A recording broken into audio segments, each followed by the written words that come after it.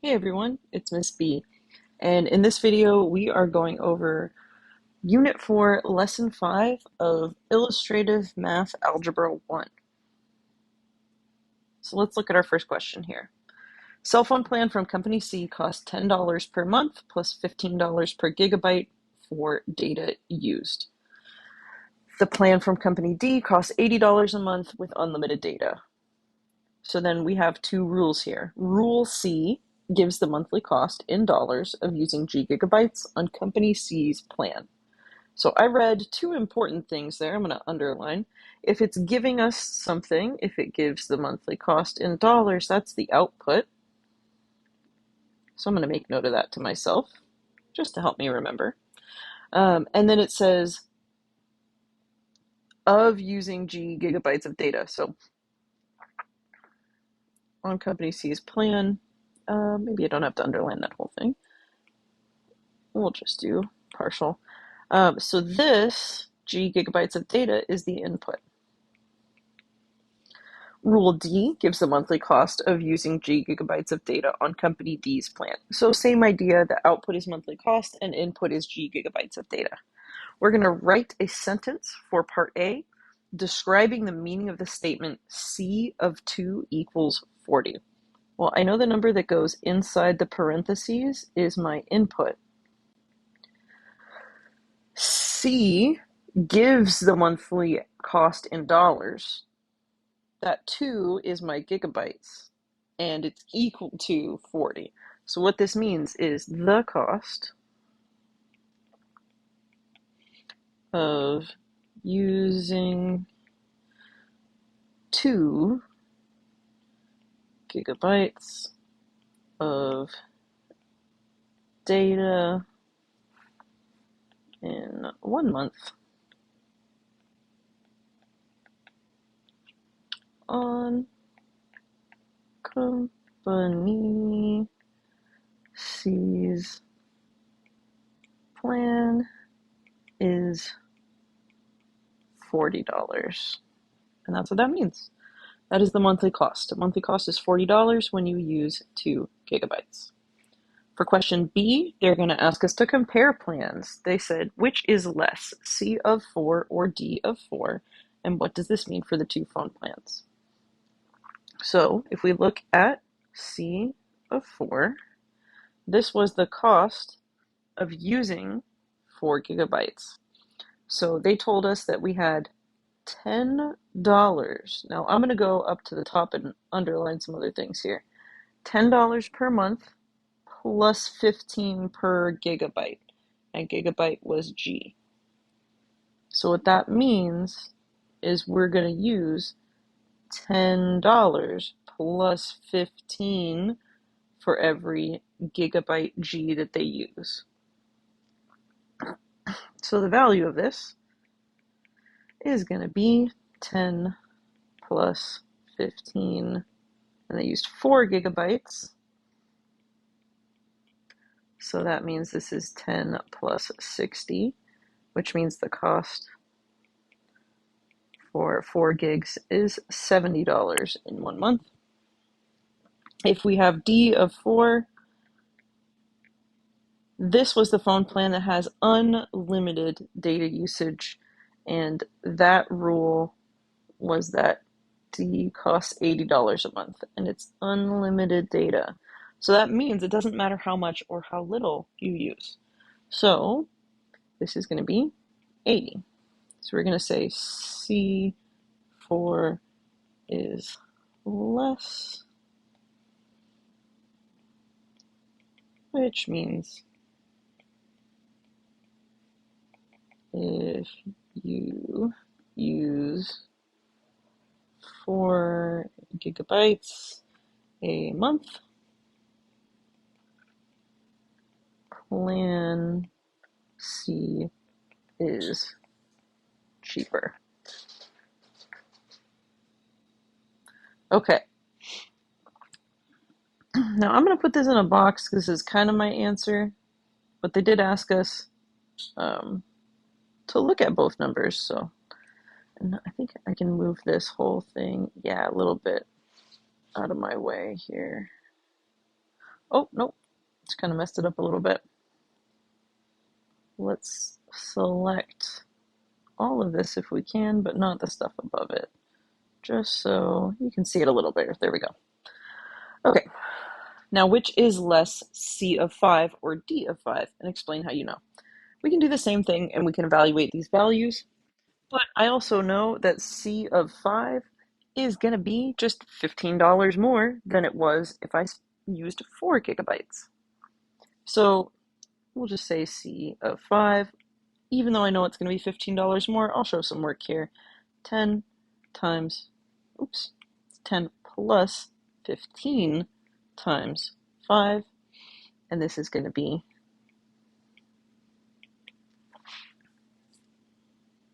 $85, because 15 times 5 is 75.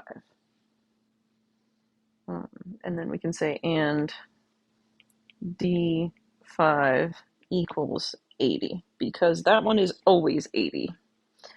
So we can say C5 is less. Oh, sorry.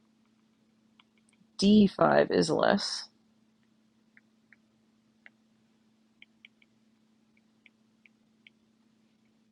because it is 80 and C5 is $85. I'm going to box that and use that as my answer. Okay, so now they're asking for what number G is C of G equal to 130. So they're saying, hey, for how many gigabytes is the monthly cost of that going to be equal to $130? So let's figure it out. If I know the total function is 130, I'm going to use some of the function that I built up here. This actually, I should have put G here because I wasn't plugging anything in yet. But this here is my function, $10 per month plus 15 for every gigabyte. So let's say that I know C of G. So if C of G is 130, generally I would have C of G equal to the 10 plus 15 G. But they told me that C of G's value is 130, so I can plug that in instead. So now what we're looking for is 130 equal to 10 plus 15 G. So this means we're going to have two steps. I'm going to show them a little bit over here to the right. But my first step, I'm going to subtract 10. And then I'm going to write my answer over here so I can show my one more step. So when we subtract 10 from both sides, we get 120 equals 15G. And when we divide both sides by 15, because we want to get G by itself, then we're going to have 8 as our answer. So G is equal to 8. So that means you have to use 8 gigabytes for your phone bill to be $130 a month on this plan. So now we're going to draw a graph because that's what part E would like us to do. The easiest graph is function D because phone plan D is $80 a month no matter what. So I'm going to find 80 on my y-axis for my output value. Since my output value is constant, it's going to be a flat line. And I'm going to say this is function D. Okay, now our function for C is a little bit different. We're going to go based off of what we know. So they told us that it's $10 a month and then additional for each gigabyte. So if I paid, or if I used 0 gigabytes of data, I would still be paying that $10 a month. So at 0, my output would still be 10. But now I'm going to increase this by $15 for each gigabyte. So this graph goes up by 10s for every tick mark, but it's only labeled every 20. So that means if this is 10, 1.5 of these would be 15, and that's where I should be at for every 1 gigabyte that I add. So for every 1 gigabyte I add, I'm going to go up 1.5 boxes as I go to the right one. So we'll be about here, and that will be 25. We're going to keep doing that pattern, going up 1.5 boxes. So that'll put us at $40 for 2, at 55, at 70, at 85, 100, 115, and 130. Oh, and hey, look, 130 lines up directly with 8, which was the answer to the previous question that we found. So looks like our pattern gave us the right thing. And I did also see that in there we had at 4, our value was 70, right between 60 and 80. And then at 5, our value was 85, which this is 80. So halfway above it would be 85, because here we would have 90 and then 100. So we know our graph is accurate now because we actually found some values that we had talked about previously. So I'm going to draw a line through this now, and by the miracle of iPad magic, it is a nice perfectly straight line. I am not capable of drawing a perfectly straight line, so thank you, technology.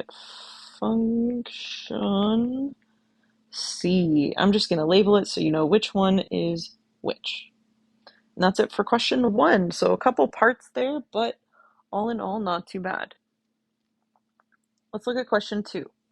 Now, this is just a multiple choice question, and I already have some of it labeled here because it was a little difficult to see. So I figured I would label it and then we would discuss. So function g is represented by a graph. For what input value or values is g of x equal to 4? So what I did was I went over here to the y-axis and I found the value of 4 right here. That's my output value. Now they're asking for input values, so I followed this over, found a spot on the graph where my graph was at that point, and I'm reading my answers from right below it. So right below this one on the right, I see 2, and for this one on the left, if we go down, we see -2. So +2 and -2 is our answer, and that is choice B. And that's all for question 2. So we're going to move on to the back side of this page. I'll zoom out so you can see everything I have here. We're going to go on to the next part of the page, and then this is the last part of this assignment, questions 3, 4, and 5. So if we zoom in here, let's look at question 3. Function P gives the perimeter of an equilateral triangle of side length S. It's represented by the equation P of S equals 3S. So what does P of S equals 60 mean in this situation? Well, it's giving us the perimeter, so its output is a perimeter, and the input is side length S. So this is output and input. You don't have to label them, but I think it helps me with my explanations. So we're going to write this in words instead of in math and function notation. So what does P of S equals 60 mean? It means the perimeter of an equilateral triangle with side length S is 60, and it doesn't give us a unit of measurement, so I'm just going to say 60 units. That's what it's telling us, that the perimeter of an equilateral triangle, we don't know what the side length is, it's just S, that it is 60 units. So now we're actually going to find what that value of S is. And we would say, okay, if P of S is 60, we had our original function that said this was 3 times S. So I'm going to plug in 60 over here on the left as my value for P of S. And then we're going to have 3S. So here, we only have one step, which is divide by 3. Wow, divide by S is not what I meant. Divide by 3, and I just wrote the wrong thing. Divide by 3, because we want S to be by itself. That's why my brain was thinking of putting an S. We're going to divide by 3. So this is going to give us 20 on the left, and on the right-hand side, we just have S. So S is 20, and I'm going to put a box around that. Which equilateral just means all three sides are the same. So if each side was 20, 20, 40, 60, the whole perimeter would be 60 units. Let's look at questions 4 and 5. Now I know this says challenge problems, but these are both review. So I do expect you to be able to do these questions based on our previous assignments. So they're not really challenge. You're going to be able to do these ones with everything we've learned in class. All right, so function G takes a student's first name for input and gives the number of letters in the first name as its output. So we're going to describe the meaning of G of Jada equals 4. Well, if Jada's the input and the output is 4, that means Jada's name has 4 letters. So we're going to say the name Jada has 4 letters. That's what it means. Now the second part here is finding the value of G of Diego. And all that means is we just have to count the number of letters that are in Diego. So 1, 2, 3, 4, 5. G of Diego equals 5. That's our answer. For question 5, we have 3 pieces of information here, and it looks like this question is about a puppy. All right, so W gives the weight of a puppy in pounds as a function of its age, T, in months. So let's look at what our inputs and outputs are. If it gives the weight of a puppy in pounds, that's our output. And it actually does use is a function of, and then we have our input, age, T, in months. Because we know with that sentence structure, output is a function of input. So in this case, the weight of the puppy is a function of its age. So we're going to have to essentially translate these 3 pieces here. W of 2 equals 5. W gives the weight. This 2 is our input value, and the total output value is 5. So the weight of the puppy at 2 months is 5 pounds. That's what that one means. Now if we look at part B, it says W of 6 is greater than W of 4. So it doesn't tell us how much the puppy weighs here, but it does tell us the weight at 6 months is greater than the weight at 4 months. So we're going to say the puppy's weight at 6 months is greater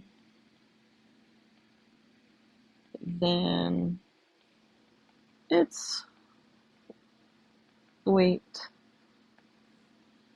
at 4 months.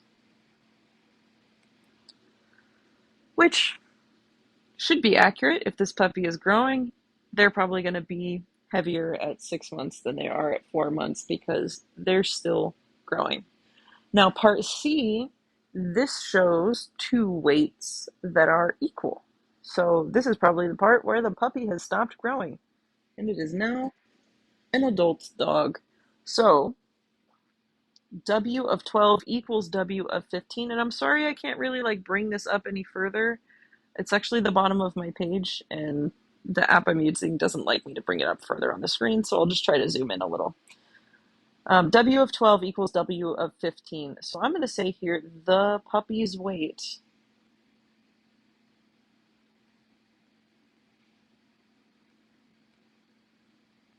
is the same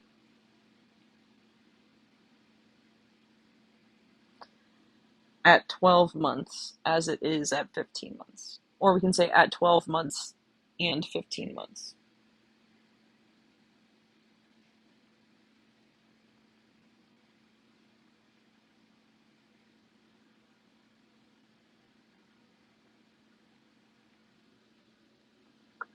And that is it. There are no more questions on this assignment. It was just the front and back of this page. So, yeah, thank you for joining me. This is Unit 4, Lesson 5 of Illustrative Math, Algebra 1.